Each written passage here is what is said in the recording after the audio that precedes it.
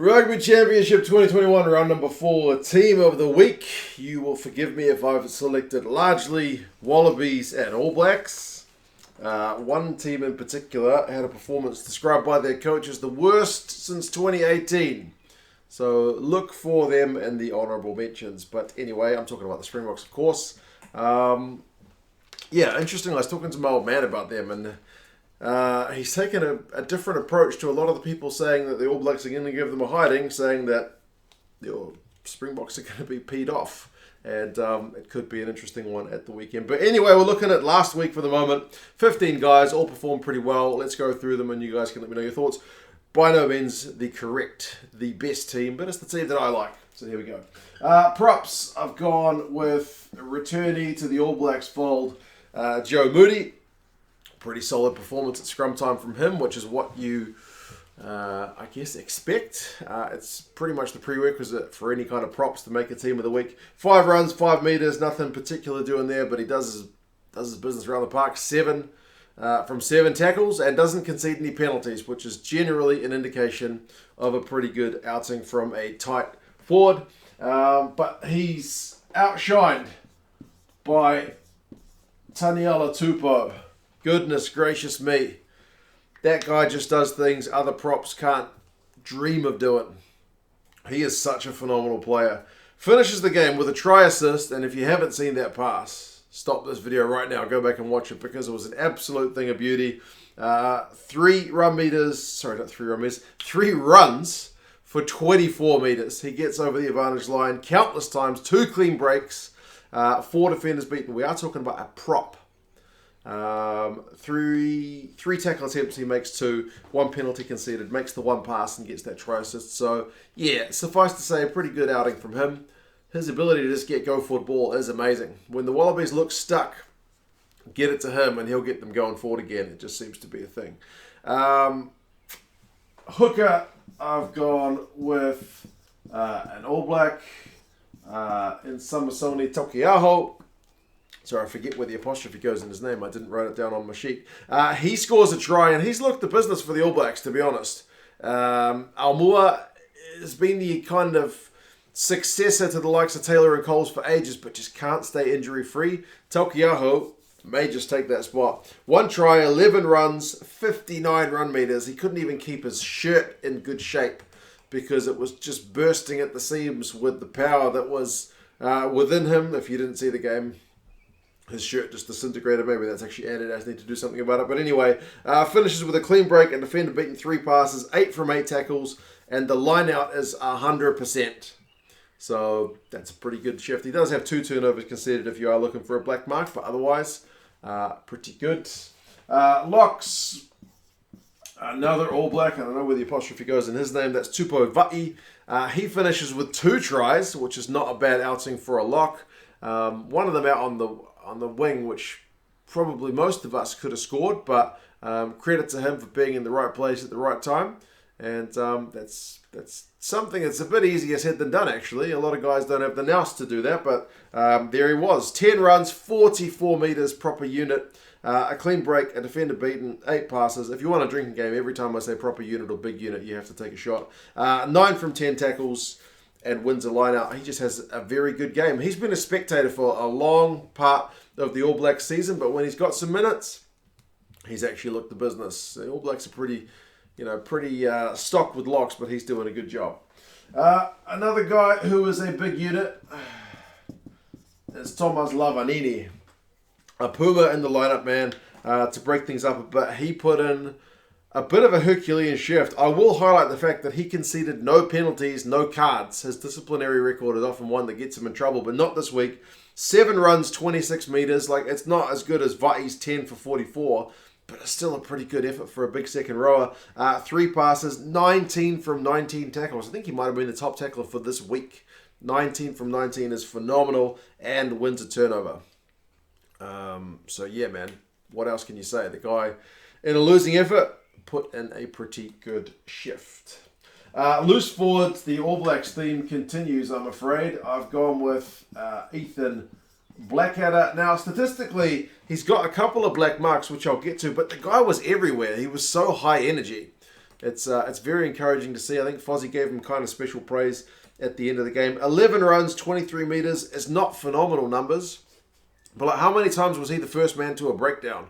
How many times was he the guy...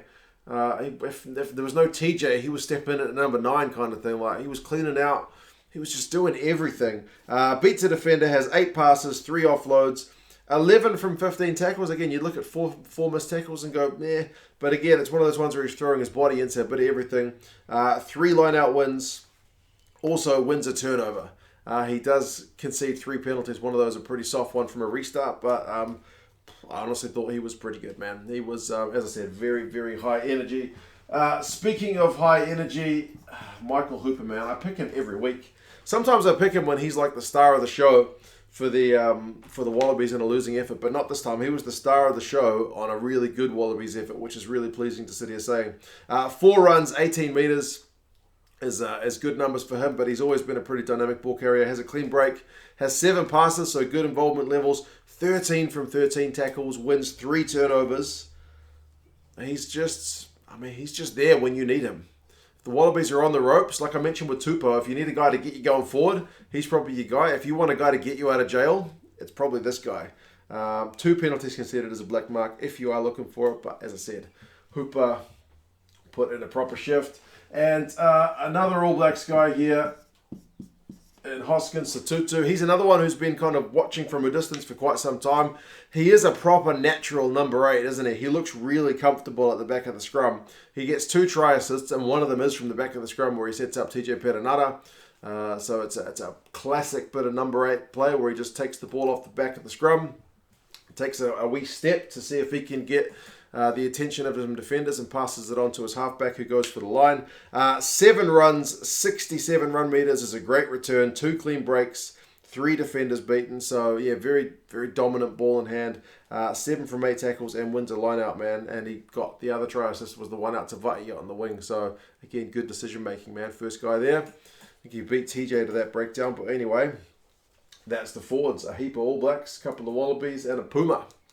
All Blacks is going to continue with scrum half. It was a pretty tight one. You could go Nick White. I'd be happy with that, but I've gone with TJ, man. He took his try really well, and just it wasn't a typical TJ game where, you know, if you look in the difference between him and Aaron Smith, like Aaron Smith's got the distribution, right, and TJ's seen as your guy you bring on at the end. He's just a more physical presence. Like, I'm not sure if he's the biggest 9 in the world, but he's certainly more physical than a lot of 9s. Like, he's quite able of kind of bullying guys who are a bit tired towards the end of games. But he starts, and it's his distribution that really highlights the game, man. His passing was crisp. He only has 1 run for 4 meters, but 59 passes, 3 from 3 tackles, and a kick. Just the right decisions at the right times, got his pack going forward.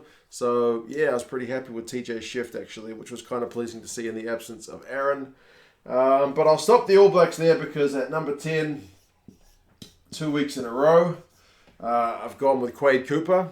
Not 100% from the tee this week. He did kick 2 conversions and 2 penalties. So he missed 2 kicks at goal, the 2 conversions that went astray, but got enough to get them over the line pretty comfortably, man. 7 runs, 7 passes, 7 kicks. That's a beautiful balance of his game, making the right decisions. And it sounds like nothing, but making the right decisions as a number 10 is something that we kind of weren't seeing from Lolosio in the last couple of games against the All Blacks. Admittedly, the All Blacks are making other teams look pretty ordinary at the moment. But, yeah, Cooper's making things look pretty comfortable. He's credited with 15 out of 15 tackles by the Sanzar stats, which I think come from Opta. Not everyone's given him 15 from 15. I think Rugby Pass had him at like 12 from 14 or something, missing a couple. But if it's 15 from 15, for Quade, I can't tackle Cooper, that's a pretty good effort. Remember, they used to hide him at the back when he was playing for the Reds. They used to hide him at fullback, take him out of the line because he couldn't tackle. Well, 15 from 15 is a pretty bloody good number. Even if it's 12 from 14 for a 10, pretty good. 3 offloads, 19 run meters, beats a defender. As I said, kicked the goals for the most part. Pretty good from Quade.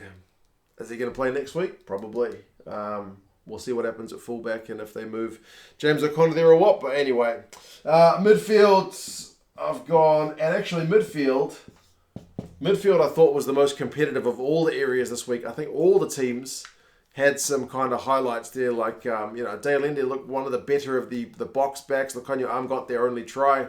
TUPOU was good at 12.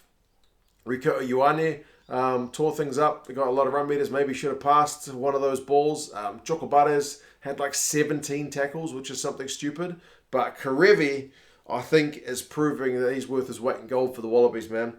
7 runs, 35 meters is not that flash. But again, he's one that, like Blackadder, I don't know if the stats really do him justice. He has a clean break, 3 defenders beaten, 2 passes, 1 offload, which sets up Samu's line break, which leads to KOROIBETE's try, second try, I think it is. 6 from 6 tackles is an area he's usually struggled.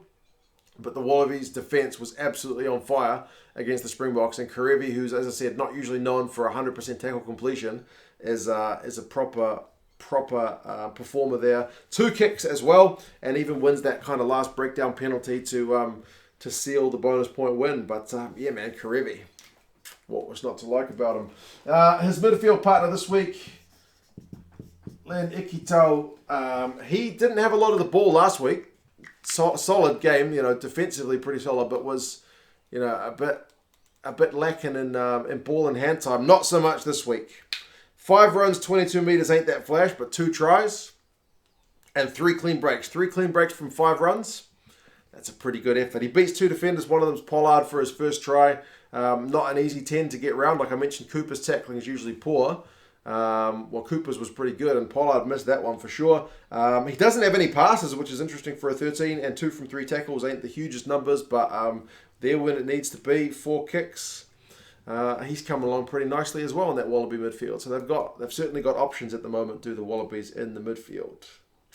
Outside backs, I have gone with another Wallaby, MARIKA KOROIBETE. He didn't get any tries disallowed, which is a miracle for him. He actually had 2 tries awarded and gets a try assist, man. He was one of the star performers of the evening for sure.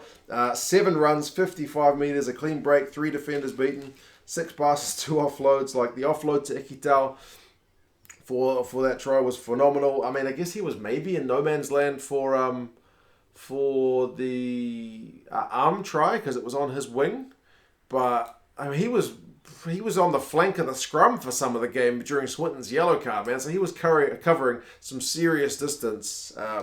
Yeah, man, proper performance from MARIKA. He's another one that that he's really adding a bit of value, and he gets a lot of minutes from Dave Rennie for a reason. Now, the other winger, I've taken liberties here. I've gone with Santiago CARRERAS. He played mostly at 10, if you watch the game. And he played pretty well, so much that I was tempted to put him in ahead of Cooper. But he played 5 minutes at the end, out on the wing once Miotti came on. So forgive me for this one. I wanted to give this young dude credit, man. Like, he goes in, plays the All Blacks at number 10. Like, he's played less than 20 minutes in the last 18 months at 10, at least at a test level. And he has to go in against the All Blacks. Has a pretty solid game, man. He finishes with a try assist, 12 runs for 83 meters. I think he might be the top Puma in terms of run meters. He gets 6 defenders beaten when the All Blacks defense was looking ferocious. He has a clean break, 19 passes. I mean, one of the passes he did kind of pass to, was it to Will Jordan? When he had a clean break, he passed it to an All Blacks guy retreating alongside him. But anyway, he has 2 from 5 tackles, which ain't great. 3 turnovers conceded is not great, but the try assist sets up their only try of the match. It was a beautiful little weighted kick out to Boffelli. He has 10 kicks in the game. Doesn't kick from the tee, but certainly kicks around the park. So yeah, that's a bit of a cheeky one, but he did head out to the wing at the end of the game. So I just wanted to give that guy a bit of credit. So there you go. And I think I've spelled his name wrong. It's 2 R's there. And the other one, fullback, I think you have to go with JORDIE Barrett for this one. Forgive my handwriting. JORDIE Barrett. Is he our best goal kicker, man? Probably, eh? He kicked pretty well. He has 4 conversions and a penalty, 15 runs for 90 meters. So putting in a few yards, man. A clean break, beats 7 defenders, which I think is the top this week. 14 passes and offload, 3 from 3 tackles. JORDIE is starting to look the business. When I looked at all the numbers of the fullbacks prior to the kind of All Blacks season, JORDIE was kind of my preferred guy. I know Will Jordan sets the world alight with his attacking and his footwork. And you got D-Mackers there who they kind of see as that kind of 15-10 cover, like dual playmaker thing. But like as an out-and-out fullback who's got a big old boot, who can run the ball, who can beat defenders, who can legitimately decide, am I going to kick return and put some meters on these opposition guys, maybe get a 50-22, or am I going to run it back? I think Jordie's your guy, man. Great under the high ball. I think he's the guy. But anyway, that's the 15. Like I mentioned, there's no Springboks there. It was really hard to pick any Springbok and go, he was legit better than another guy equal in the position. As I mentioned, the midfield was solid, like without being spectacular for the Springboks. Not great, to be fair. But their locks were all right, actually. Etzebeth got a couple of line-out steals. Marvin Ori was impressive in there. I think he had like 10 line-out wins, so maybe a bit better than expected. He was kind of... he cops a bit of stick in terms of whether he's ready for test level, but he put his hand up, I think. As I mentioned, Chocobates, 17 tackles. Matera, 15 tackles. Quintu Paia, as I mentioned, 4 defenders beaten for him. Callaway beat 4 defenders, and he kind of shut down Lucanio arm illegally. He hit him in the air, but if he doesn't make that shoot out of the line, good decision, then I think the Springboks probably get a try in there at the end of the first half. So, yeah, good decision-making from him, which is not something you can coach all the time. Bofele kicks his goals for the Pumas, gets a try. As I mentioned, Nick White, good distribution. If you're looking for a coach, I think Dan McKellar, assistant coach of the Wallabies, essentially within a week, he turned around the maul defence of the Wallabies guys. So you've got to give credit to the Wallabies forward pack. I know I've picked a heap of All Blacks there, but you've got to give credit to the Wallabies forward pack for absolutely shutting down that Springboks attempt at mauls. So, yeah, there you go. That's Team of the Week. Goodness me, my handwriting is atrocious. Look at that. Anyway, guys, I hope you guys are all good. Let me know your thoughts. Chuck some comments in the comments if you have other guys you'd like to give a shout out to who you think you played pretty well. Any of these guys who you think actually had shockers instead. And yeah, if you got this far through, do drop the video a like, subscribe to the channel, and I'll talk to you guys again soon. See you later.